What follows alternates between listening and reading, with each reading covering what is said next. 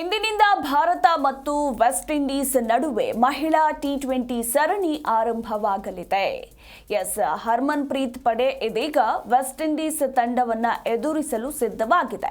ಎರಡು ತಂಡಗಳ ನಡುವೆ ಮೊದಲ 3 ಪಂದ್ಯಗಳ ಟಿ20 ಸರಣಿ ನಡೆಯಲಿದ್ದು, ಇದರ ನಂತರ ಉಭಯ ತಂಡಗಳು ಏಕದಿನ ಸರಣಿಯಲ್ಲಿ ಮುಖಾಮುಖಿಯಾಗಲಿವೆ.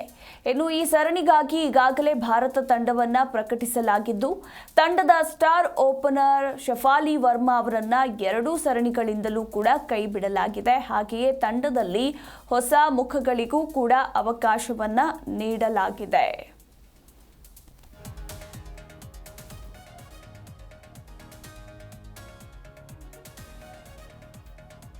ಇಂದಿನಿಂದ ಭಾರತ ವೆಸ್ಟ್ ಇಂಡೀಸ್ ಮಹಿಳಾ ಟಿ20 ಸರಣಿ ಆರಂಭವಾಗಲಿದ್ದು, ಸಾಕಷ್ಟು ಕುತೂಹಲ ಕೂಡ ಮೂಡಿಸಿರುವಂಥದ್ದು. ಈಗಾಗಲೇ ಹರ್ಮನ್‌ಪ್ರೀತ್ ಪಡೆ ವೆಸ್ಟ್ ಇಂಡೀಸ್ ತಂಡವನ್ನ ಎದುರಿಸೋದಕ್ಕೆ ಸಕಲ ಸಿದ್ಧವಾಗಿದೆ. ಹಾಗೆ ಎರಡೂ ತಂಡಗಳ ನಡುವೆ ಮೊದಲ 3 ಪಂದ್ಯಗಳ ಟಿ20 ಸರಣಿ ನಡೆಯಲಿದ್ದು, ಇದರ ನಂತರ ಉಭಯ ತಂಡಗಳು ಏಕದಿನ ಸರಣಿಯಲ್ಲಿ ಮುಖಾಮುಖಿಯಾಗಲಿವೆ.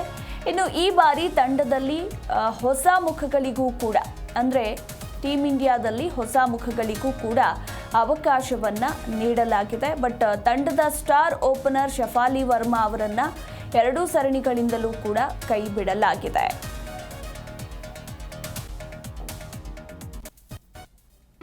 ಜಿ ಕನ್ನಡ ನ್ಯೂಸ್ ಈಗ ನಿಮ್ಮ ಮನೆಯಲ್ಲೇ ನೋಡಿ. ಎಲ್ಲ ಕೇಬಲ್ಗಳಲ್ಲಿ ಈಗ ಲಭ್ಯ.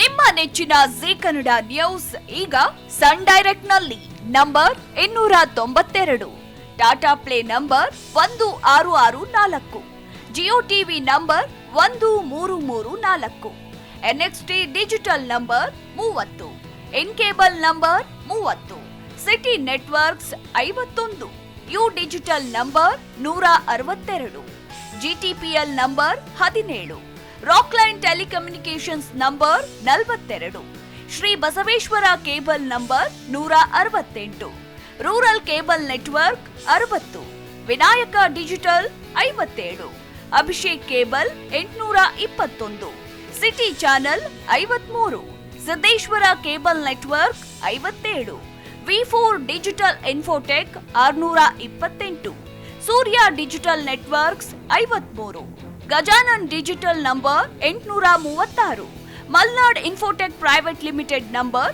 56, Metrocast number 830, victory digital number 167ರಲ್ಲಿ ನೋಡಿ ಆನಂದಿಸಿ.